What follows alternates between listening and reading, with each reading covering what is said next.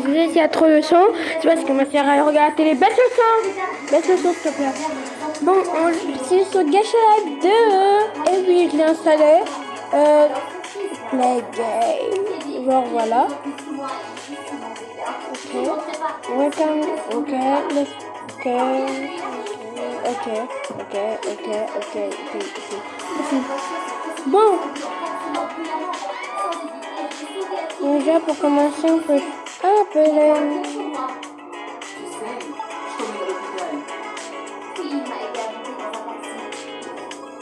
Déjà on va.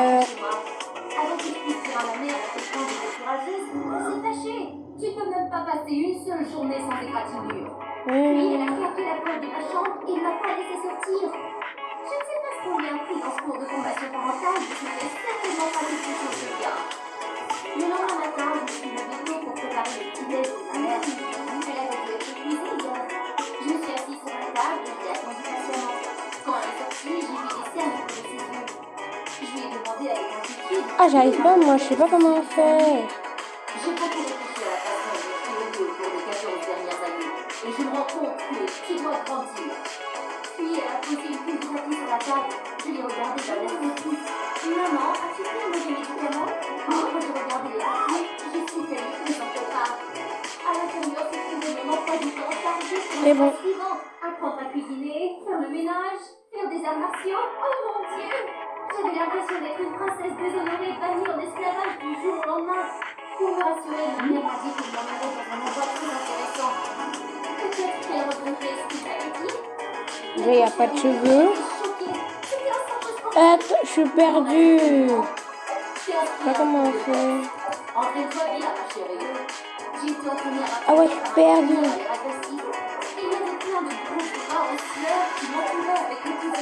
J'ai, il n'y a pas de cheveux. Ah si, c'est bon. Je t'ai perdu. Après quelques jours d'entraînement intense de boxe, mon corps entier était endolori. Je me disais, Je suis perdue. Dès le lendemain, j'ai fait semblant d'être tombée à l'école et j'ai pris des béquilles. Comme maman n'était pas à la maison, j'ai immédiatement commandé du poulet frit pour fêter l'événement. Lorsqu'il a sonné de la porte à l'apprenti, j'ai jeté les béquilles et j'ai couru chercher des friandises. Je m'apprêtais à prendre ma première bouchée quand ma mère a fait irruption. Elle avait installé une caméra dans la maison et m'avait vu me précipiter comme une flèche de la porte. Après cela, j'ai dû suivre régulièrement des cours de boxe sous sa surveillance. 2 semaines plus tard, je suis venue étudier chez Kevin et je suis rentrée à cet âge. Quand je suis partie, il était déjà 22h. Kevin m'a dit qu'il me ramènerait chez moi, mais j'ai refusé parce que je ne voulais pas le déranger. Mais comme il est un gentleman, il m'a quand même accompagné. L'ambiance était parfaite jusqu'à ce que 2 voyous me parlent. Donnez-moi tout votre argent. Je pensais que Kevin allait décrocher comme dans les films, mais non. Il a tremblé et s'est caché derrière moi. Les voyous se sont impatientés et m'ont attrapé la main, essayant de prendre mon sac d'école. C'était le moment montrer ce que j'avais appris en cours de boxe. J'ai immédiatement jeté le sac sur lui et je lui donnais un coup de poing avant qu'il ne comprenne ce qui se passait. Quand l'autre a approché sur moi, Voilà. j'ai mis un coup de poing dans l'estomac. Gare à vous! La mère était si fière de moi. J'étais en train de la remercier silencieusement quand j'ai tout à coup senti une haleine nauséabonde. Je me suis retournée lentement et mis un gros voyou qui se trouvait à la table. Et dit, tu veux m'aider? Kevin? Super, il vient s'enfuir. J'ai essayé de me calmer. Il n'y a rien à craindre, Anna. Je m'apprêtais à le frapper du poing, mais il m'a arrêté facilement. Soudain, une voiture est arrivée. La vitre s'est baissée et c'était ma mère. Encore une fois, elle a secoué la tête en signe de désapprobation. Tu as failli le test d'autodéfense. Ma mère avait engagé ses voyous pour me tester. Je lui ai crié en colère. Comment tu peux faire une chose pareille? Qui t'a fait tester? Tu devrais te renforcer. J'ai regardé ma mère d'un air absent. Elle n'était aucune aide. Le lendemain matin, elle m'a réveillée à 3h pour que je monte dans la voiture. J'ai bailli et demandé où allons-nous, maman? J'avais oublié que vous étiez là. Nouvelle école. Paniquée, je lui ai arraché le téléphone des mains et j'ai découvert qu'il s'agissait d'une école militaire. Comment peux-tu décider de la vie comme ça? Arrête la voiture! J'ai essayé d'ouvrir la porte, mais en vain. Que devais-je faire maintenant? D'accord, mais laisse-moi prendre mon repas complet avant. Je l'ai supplié de s'arrêter et elle a finalement accepté de s'arrêter à la prochaine station. Dès que la porte de la voiture s'est ouverte, je me suis précipitée dehors. Mais ma mère m'a immédiatement poursuivie. Ah non, c'est bleu. Arrête, Anna! Je n'ai pas eu le temps de choisir ma direction, alors j'ai foncé à la vedette jusqu'à ce que je sois bloquée par une grande clôture. Je me suis retournée pour chercher une autre direction, mais ma mère était juste derrière moi.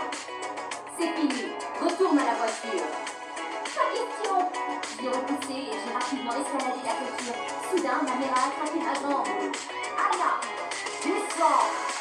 J'ai rapidement remonté les jambes, ce qui lui a fait perdre son appui et tomber par terre. J'ai réussi à atteindre l'autre côté et je me suis retournée pour la garder. Je n'ai pas pu assister à des stupides leçons. Cependant, ma mère a resté immobile. Hein?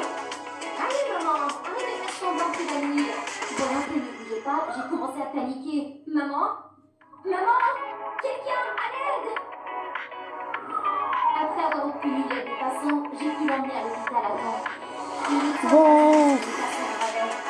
Il s'avère que cet après-midi-là, ma mère n'avait pas suivi de cours de formation, mais elle était allée chez le médecin qui l'avait diagnostiqué avec un cancer de l'estomac. Elle avait peur de mourir alors que j'étais encore trop petite. Alors elle a inventé ses leçons sur vie pour me préparer à une vie sans elle. Ma mère m'a embrassé faiblement tandis que des larmes coulaient sur mon visage. J'espère que tu pourras toujours prendre soin de toi, même sans moi. Un mois plus tard, ma mère a commencé à suivre un traitement de radiothérapie et ça a été très difficile pour nous. Mais je promets de rester à ses côtés à chaque instant. J'espère vraiment que tous ceux qui écoutent mon histoire apprécieront davantage leurs proches et leur diront qu'ils les aiment. Surmontons ensemble toutes les difficultés et les épreuves.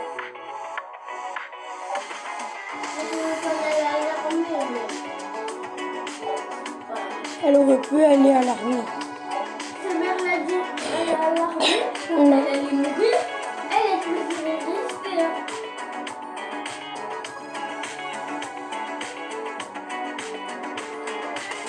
Non, c'est trop dur de trouver un truc.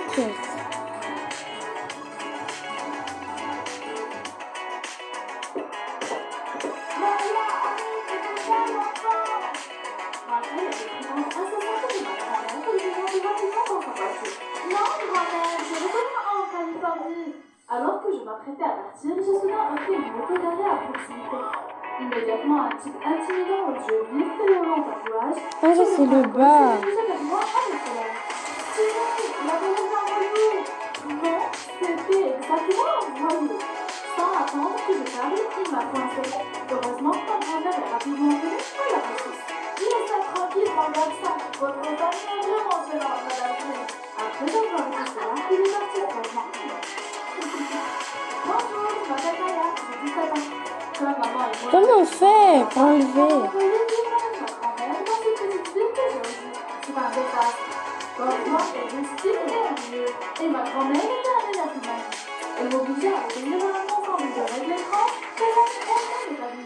Je dois m'échapper de cet endroit étouffant avant le 14 octobre. Ce jour-là, j'avais une audition en Californie et si je réussissais, je pourrais gagner une bourse d'études dans une académie musicale britannique. Et le libérer de ma mère et de ma grand-mère. Mais ce n'était pas facile.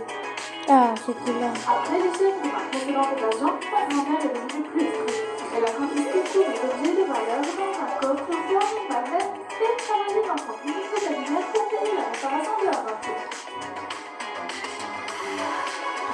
Je te l'ai rendu, mais seulement si tu acceptes d'aller à l'école. Quelle fortune! Mais comme je ne pouvais pas partir sans mes affaires, j'ai tout au début. Le lendemain, je me suis rendue d'un air postale à ma nouvelle école. Alors que je marchais sur la route, quelqu'un s'est tombé dessus par derrière et n'a pas bougé d'un pouce. Mais qu'est-ce que tu fais? Lorsque j'ai repoussé cette personne, j'ai soudain réalisé qu'il s'agissait du voyou de la veille. Il a l'air meurtri et abîmé. Cela doit être le résultat d'une bagarre intense. Alors que je m'apprêtais à partir, il m'a soudain attrapé le bras en regardant mon uniforme.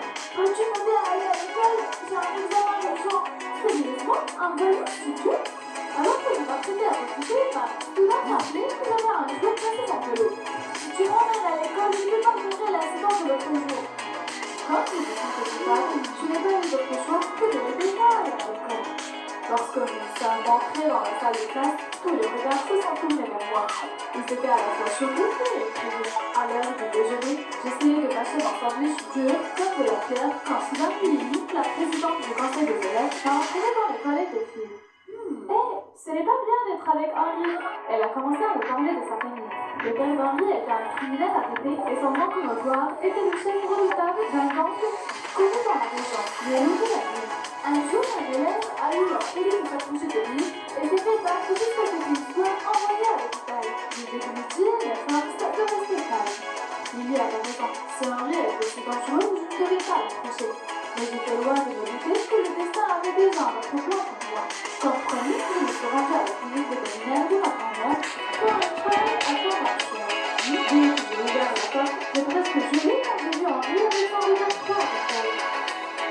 Ah oui, je ne vous ai pas présenté. Voici Henri, en employé. Et Henri connaît probablement déjà Maya. Alors, faisons connaissance, d'accord? Henri est très amical. Ah bon? Il n'avait pas l'air de vouloir être ami. Henri travaille toujours en silence, mais il semble que ma grand-mère et lui se connaissent depuis longtemps. Elle lui faisait même confiance au point de lui camper la clinique de la clinique et celle du coffre-fort. C'était bizarre que ma grand-mère fasse plus confiance à un bourreau qu'à sa nièce.